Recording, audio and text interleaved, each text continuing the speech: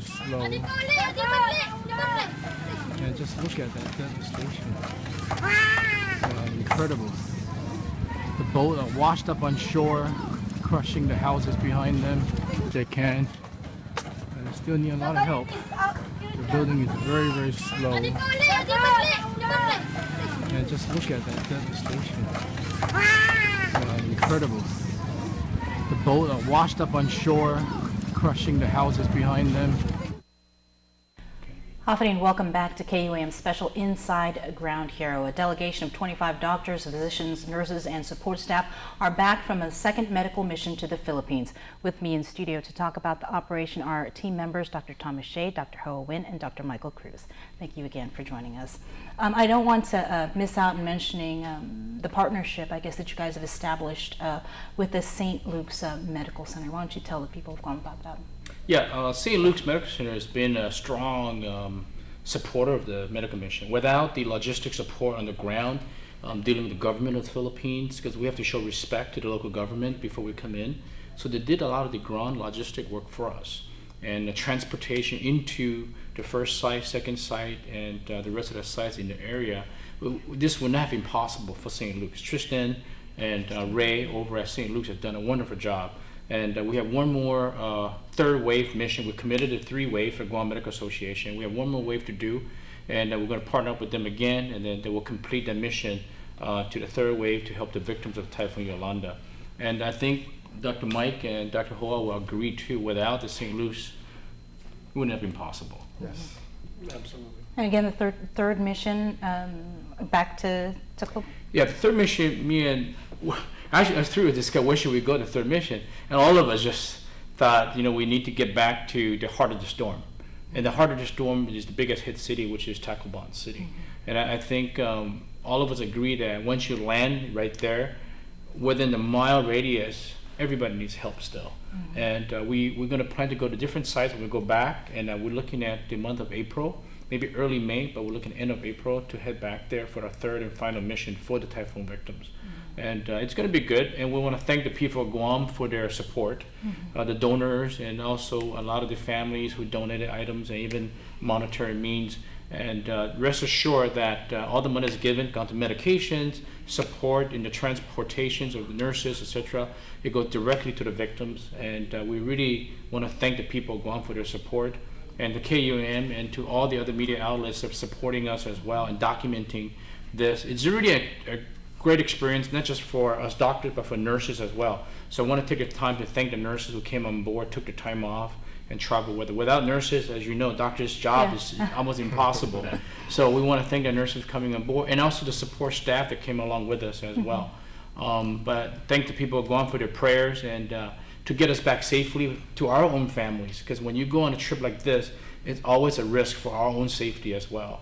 Yeah. I wanted to ask, in the first mission, about 3,000 people were helped. How many people were helped in the second mission? Do you have the numbers on We have a total of 1,067. Wow. Over a day and a half. Earlier we heard from a woman whose son was a lone survivor. He survived the tsunami on November 8th, and his mother's birthday was actually on the 9th. And that, again, is just one of the many stories of hope and survival. What, I guess, is the one story or the one person that touched your life during this past mission? We'll start with you, Dr. Cruz. Dr. Glenn was saying that we've been to multiple missions in the past, and we have. And what's different about this, Sabrina, is that for those that they were in need of medical care then, but what's different about these, they had a loss.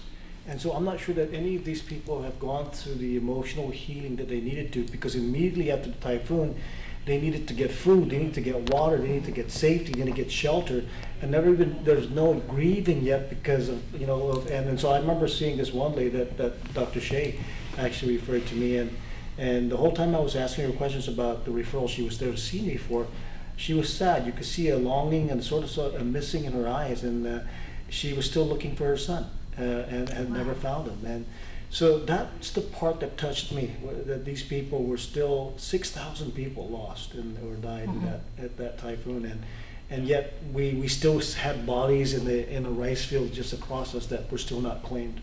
So yeah, it's amazing, and I'm very uncomfortable with the term inside ground heroes. The heroes are those people there that survived and you know and continue to survive. Dr. Nguyen?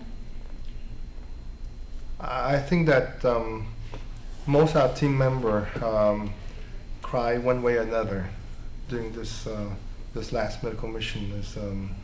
I still have goosebumps just think about it. And there's a mother with a 4 or 5 months old child that see Dr. Carrera, and she was crying during the exam. Is that she tried to hold on to her infant at the same time. She have a 1-year-old plus brother that she tried to hold on to, but it slipped.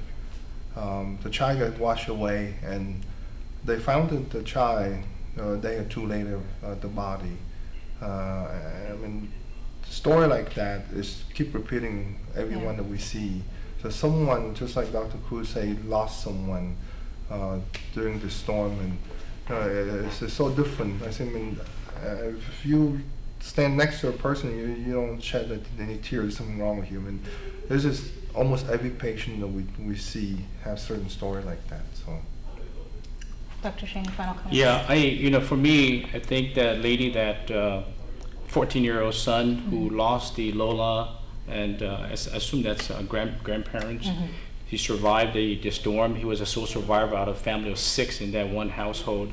That was touching. And the other one was the patient that Dr. Mike Cruz had brought up. I was doing an ultrasound on her, and I asked her, how many kids do you have? And she said 2, but she only had 1 with her, and that was her daughter. And I said, what happened to the other one? And she said that I lost my 6-year-old son during the storm, because she was holding onto the daughter, and she had one hand holding onto a bar, so they couldn't hold onto the son, so the son was washed away. But when I was doing the scan, I said, you want to know what you're having? And she said, yes. And I told her she's having another boy. And she had tears in her eye, and I had tears in my eye. So, but in her mind, it brought her hope that maybe God's brought back her son through her womb, and that she's having another child, and it's another boy. So that was very touching for me. And I'm glad that we're able to go there. And like Dr. Nguyen said, Dr. Mike Cruz said very well, is that every one of them, you hit the ground, if you ask your experiences there, everyone would tell you they lost somebody. And those are very touching stories with Tacloban. Well, we certainly thank you guys for coming in here this evening and sharing your stories, and thank you for all that you're doing to help the people of the Philippines. Stay tuned. Inside Ground Hero continues with a special tribute to the team and the victims of Super Typhoon Yolanda. It's like it's flat in this place now. Nothing else, not? There's a boat here.